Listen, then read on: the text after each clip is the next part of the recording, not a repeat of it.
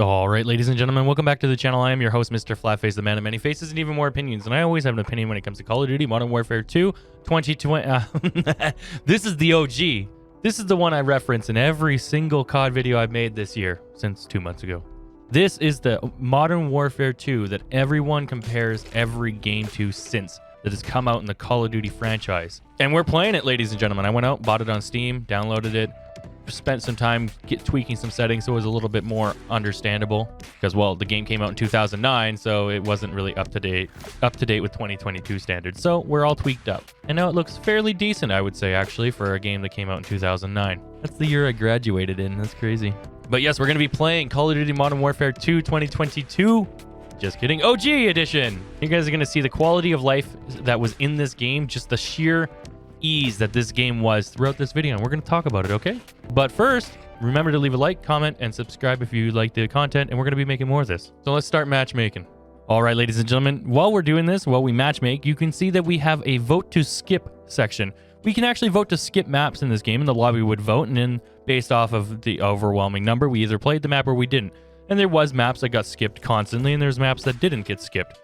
And it was a nice way to just skip, like, pretty much the maps that suck are going to suck for everybody, so you just skip past it. That would be like border crossing in Modern Warfare 2022. Now, everyone would skip past it. By the way, Subbase, what's up? OG map. This map used to frustrate me in high school. I don't know why, I just could never get this map's flow down. It's a bit bigger of a map, but also quite small. You'll see that in a second here. So why am I making this video? Why am I going back in time to 2009, the year I graduated, the year that I got my first job, the year I decided to join the army, the where I first applied? Why am I going back in time? Well, because I always reference this, and pretty much all the other YouTubers and Twitch streamers always reference 2009 Modern Warfare 2 when talking about any other COD that's ever come out since. And if they're a Black Ops franchise lover, they always love Black Ops 2. So I wanted to go back and actually replay the game again and just see how it feels today by today's standards. Obviously, we're going to immediately have clunkier controls. Difference in era, technology, design, a whole bunch of things factor into that, so we are not going to harp on it for that at all. What we are going to harp on it for, we'll get to at the end of the game, because there is something egregious with this game that kind of bothers me to no end, but it's actually really a Call of Duty Activision thing, not a Infinity Ward thing, or at least I hope not. Infinity Ward obviously is not the same Infinity Ward that made this game, but I don't think that they're the reason why this is happening. But we're not going to get into that until the end of the game. I want to talk about this game. Right off the bat, the menus are so much simpler. I don't know who designed the menus in Modern Warfare 2 2022 edition, but whoever did it in 2009 needs to be rehired to do it in 2022 because the UI is so simple. We'll get into it more in a breakdown at the end of the video, but right now, just noting that right off the bat, that's the first thing I noticed. Second, the music. Immediately, the music put a nostalgia effect on me, so I was already smiling. I was happy as it could be, but that's a more personal thing. But I do think that the music in this game is far superior to Modern Warfare 2022, as well as the voice acting.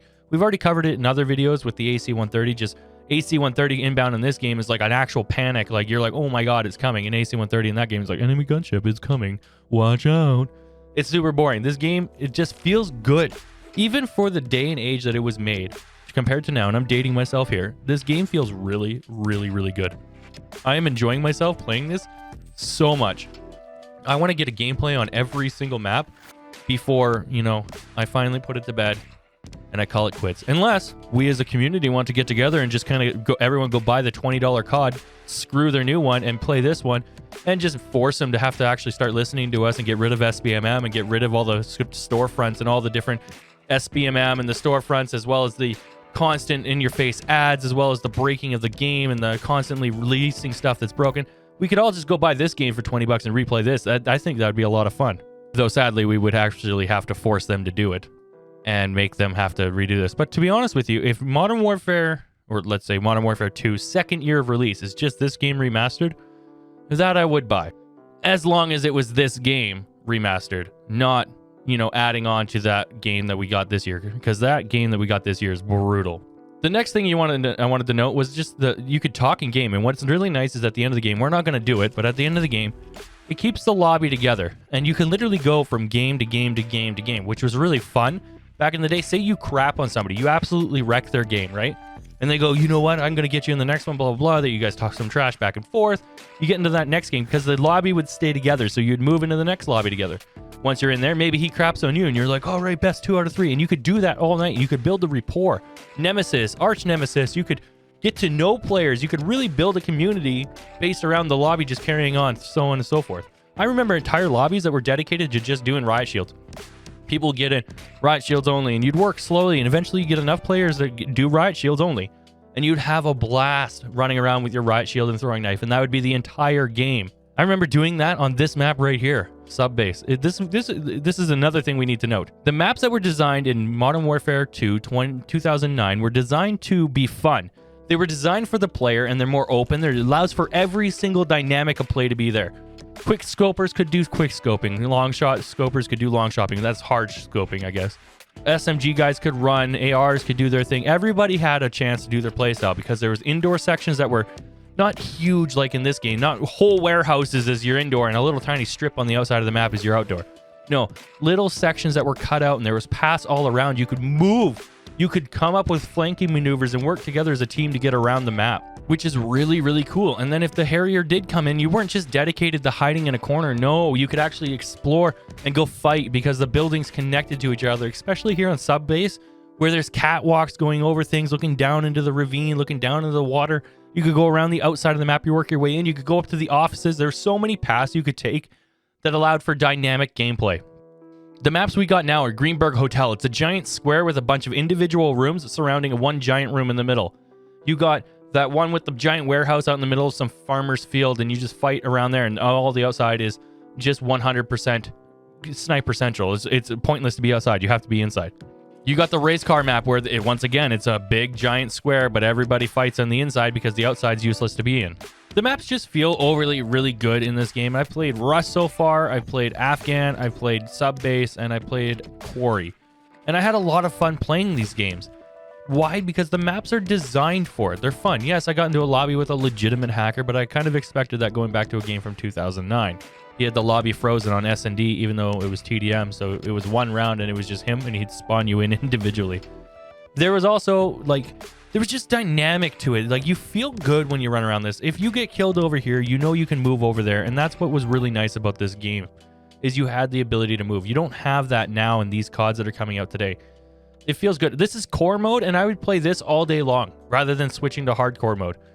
Playing this makes me wonder why I switched, and then I remembered, oh yeah, because in hardcore mode now, you have to shoot somebody 150,000 times for them to die. Skill issue, Mr. Flatface. Sure.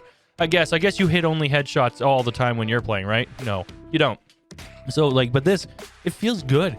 I remember, though, the hardcore mode in this was really hard. So there you have it. We lost, but it was a very, very tight game, which is okay. It's okay to lose once in a while, ladies and gentlemen, especially when you had genuine fun the entire time, which I did. And that's what I'm really trying to showcase here, is these maps, these game modes, the skill, everything is fun. But now we get to get into some more breakdowns of what's going on in the game. The good of it. Right off the bat, you get your emblems and everything pop up. All your unlocks that you just did in the game end up at this little screen. But you see how we can still see the map in the background, so we can follow it, and we can make sure we can see who's joining the lobby. We can have a conversation. That's super nice because it allows for community feedback, but we also stay together as one big group, and we can vote on the next map. We could sit there and talk. We could do really whatever we wanted to until the next match. It's just one of those quality of life things, because now in the new ones, this whole screen gets filled up and it's constantly throwing all this flashy stuff at you, and it's going bang, boom, and look at all this crazy stuff. They don't have that in this one. It's just, here's what you unlocked, move on, which I prefer that over whatever the hell's going on, because half the time, by the time I'm done going through the 18 levels of menus, I'm into the next game, and I never even got to customize my gun in Modern Warfare 2 2022 edition, where here I can do it in the lobby. I don't have to go into other menus. I don't have to do all this stuff. It just happens so quick and so nice. We're customizing a class right here, and we're still in the lobby. Well, we've left the lobby, but we would still be in the lobby if we were staying there. And that's really good. That's the way it should be. We'd be able to have a conversation with the team or the enemy, or we could talk trash. We could do whatever we wanted while also working on unlocking our stuff and experiencing, new things and learning things. It's really good. We get the perk system, which is way easier to understand. There's none of this earning a perk halfway through the game. But you know how many times that somebody gets a Harrier in the Modern Warfare 2 2022 edition or VTOL, and I don't have my Ghost unlocked yet, or my next kill streak that allows me to not die to that thing? All the damn time. You don't have that in this one. No, ladies and gentlemen, you just get to go. You also get these title cards where you actually earn things, and they were something to work towards. You would want to get the nuclear and all the really hard ones done, and your emblems done. There's just so much good in this game, and that's why I'm showcasing it, because I'm always talking crap about Modern Warfare 2 2022 edition, and referencing Modern Warfare 2 2009 edition. And there's a reason for that, and that's this. Though for everything that's good, there's always a bad. So what did Call of Duty Activision do to piss me off in a game that came out in 2009? Let me show you here. Ready for it?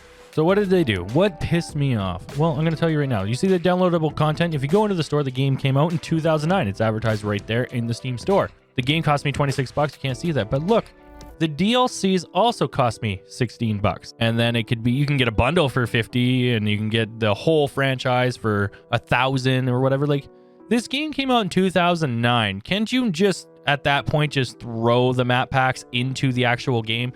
When people buy it for 26 bucks, there's literally 345 people online. And you're going to ask me to spend another 40 bucks on your game? You want a full price game for a game that came out in 2009. Obviously, I won't be buying the games.